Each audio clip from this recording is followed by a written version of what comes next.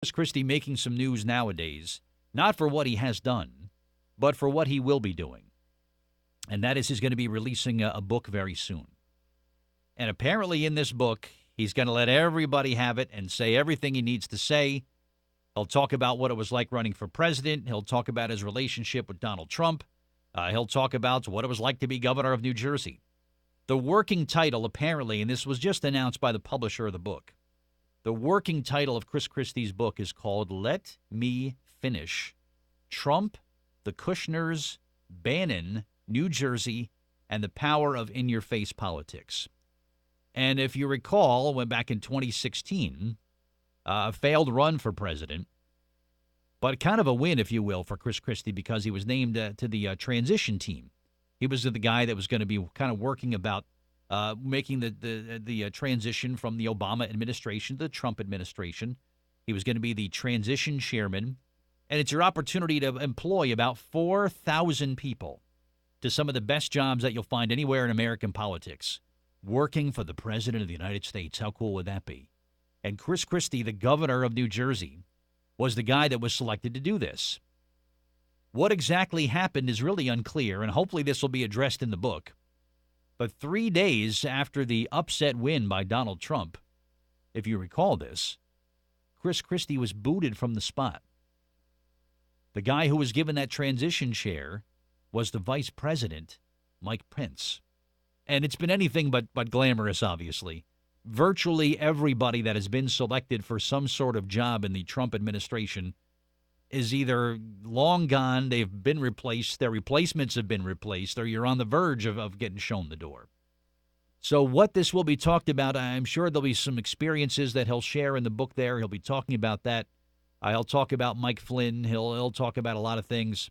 He'll talk about what went on with the Kushners. Of course, there was a dynamic there with involving the Trumps and Trump's daughter and Jared Kushner and her husband, if you recall that stuff. And he's kind of at the point now where he says, well, you know what? You want to know what's going on there? Wait for the book. He does bring up the Bridgegate scandal in the book. Will he talk about a lot of things? Will he finally say what everybody thinks is the truth here about his involvement with Bridgegate? I don't know. But it will be addressed in the book. Let me make a promise to you. I'm sure it's in a very short period of time that I'm going to start to be sort of pitched, if you will, the opportunity to talk to the governor about his book. Let me just say you have my solemn, solemn promise that I'm not going to allow that to happen. How many years, right, when Chris Christie was our governor, that repeated requests from me to come on this radio station and set a lot of things straight were just simply ignored by him. If he thinks for a second that I'm going to open up the doors of this radio station for him to come in here and sell books, he's out of his mind. So you have my promise that I'm not going to allow that to happen. And he wants to talk to Laura Ingraham. I can't control that. That's fine. Let him talk to Laura Ingraham. Wants to talk to Tommy G. That's fine. Go talk to Tommy G if you want. I have no interest in having the guy on simply so he can sell books. Because when he was governor and he wouldn't give this radio station the time of day, he had no problem going somewhere else, unfortunately. So you have my promise that you're not going to hear that. And I know the pitches are going to be rolling in very soon. Here's your opportunity to talk to Governor Chris Christie about his new book. Well, I have such little interest in that, I can't tell you. Now, that being said, I would like to issue the following challenge to Governor Christie. And let's see how serious he is about this. I would like the proceeds of this book, if and when it comes out, because there's going to be interest, maybe not on the international level. I'm sure there'll be some national interest in Governor Christie's book. I think there'll be a tremendous amount of local interest. I think there'll be a lot of interest from New Jersey, from people who want to hear what he has to say. But here is what I would like to issue to Governor Christie. I would like for him to take a percentage of proceeds, and I'll let him decide. He can pick the number. After all, I am a benevolent dictator, a dictator nonetheless. So I'll let him decide how much. I would like him to set aside proceeds of book sales to one of two causes, and it's up to him. He can pick whichever one he wants. He can either A, set aside money to pay off, or pay back, rather, the taxpayers of New Jersey, who had to pay for his legal fees to bring in a bunch of his crony lawyers to create this fake whitewash account that cleared him of the Bridgegate investigation. You remember that? That was about $4 million of our dollars that went to a bunch of attorneys that took a look at some documents from Bridgegate and said, nope, he had nothing to do with it. Our findings are he's free and in the clear. And he went his merry way and gave them $4 million of our dollars to create this whitewash report. Either he pays back that money, or since a member of his administration is still facing time in federal prison because of her involvement in the Bridgegate scandal, a single mother of a bunch of children named Bridget Kelly, I would like to see the governor take proceeds of the sales of his book and set it aside for either a college fund or something for the children of Bridget Kelly, because their mom is going to prison for working for him. And that's it. It's one of the two.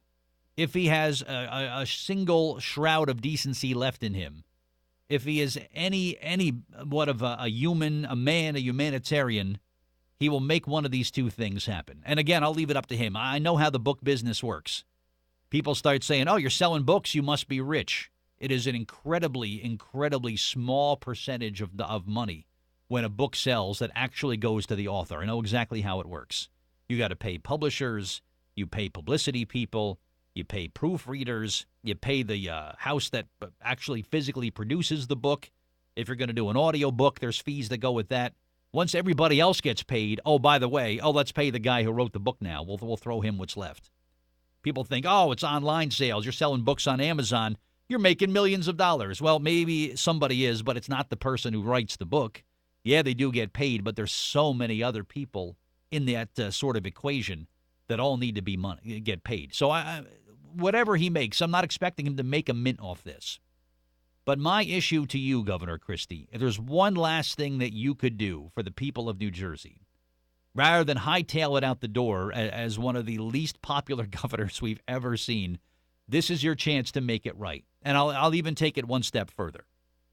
As I mentioned about the two choices there, you pay back the taxpayers of New Jersey for the $4 million that you gave the lawyers to create that fake report, or you put money aside for the college fund for the children of Bridget Kelly. I'll tell you what, you do one of those two things, either one you choose, and I will relax my rule of not having you on this radio station or this show to plug your book. How does that sound? Because I know if I have you on and it results in selling books, you're going to be giving it to one of these two causes. That's what I'll do. But it's entirely up to you. I sat here and watched your motorcade drive by here, and you wouldn't stop here. You'd be making appearances right around the corner and simply refuse to come in this building. Well, this is your chance to make amends. All right? I need a promise from you.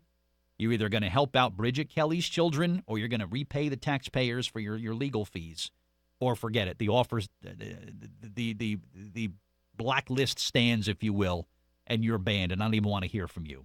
It's entirely up to you. You know how to contact me. I spent years trying to contact you, so you know very easily how to get a hold of me, and I'm very interested to hear what your decision is going to be. Let's see what he says.